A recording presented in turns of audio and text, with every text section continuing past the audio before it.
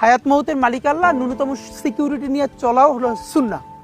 কিন্তু আমাদের লড়াইটা হলো, আমার মা স্বাভাবিকভাবেই কান্নাকাটি করেন, আমার পরিবার সবাই। তো আমি আমার মাকে বলেছি যে দেখো, মানে আমরা যে লড়াই নেমেছি, আমার একটা মনে হয় কি, কোনো রাজনীতিবিদের না বাসায় মৃত্যুটা হইতে পারে না, এটা কোনো ভালো মৃত্যু না। যিনি রাজনীতি করেন, যিনি লড়াই করেন, যিনি বিপ্লবী, যিনি সংগ্রামী, তার মৃত্যুটা হবে একটা সংগ্রামের মধ্য দিয়ে, একটা রাজপথে, একটা গ্লোরির মৃত্যু। আমি তো ভীষণভাবে প্রত্যাশা করি, আমি ছোটবেলা থেকে এই স্বপ্নটা দেখি, অনেক জায়গায় বলেছি, একটা তুমুল মিছিল হচ্ছে অন্যায়ের বিরুদ্ধে। সেই মিছিলের সামনে আমি আছি, কোনো একটা বুলেট এসে আমার বুকটা হয়তো বিদ্ধ করে দিয়েছে, এবং সেই মিছিলে আমি হাসতে হাসতে আমি শহীদ হয়ে গেছি।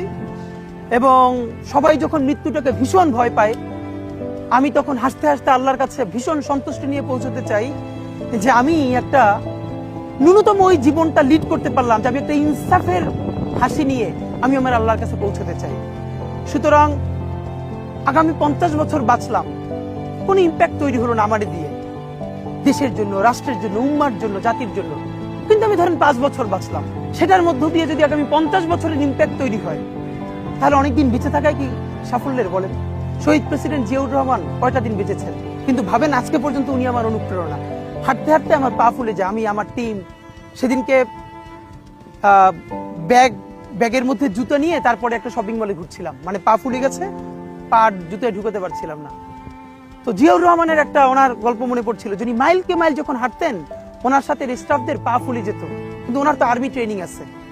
তখন তাকে বলতো, স্যার আপনার তো আর্মি ট্রেনিং, আমরা তো আর পারি না। এই জন্য ওনাকে মানুষ রাখাল রাজা বলতো।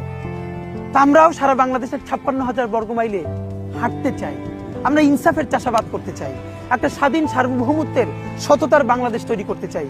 আল্লাহ যে কয়দিন হায়াতে রাখবেন, এই লড়াইটা করব। যেদিন নিয়ে যাবেন, আমি স্বপ্ন দেখে যেতে চাই, আমি আমাদের এমন টিম, আমি আমার সন্তানকে রেখে যেতে চাই, আমার মৃত্যুর পরে যেন এই লড়াই বন্ধ না হয়, এই লড়াই যেন বাংলাদেশে কিয়ামত পর্যন্ত জারি।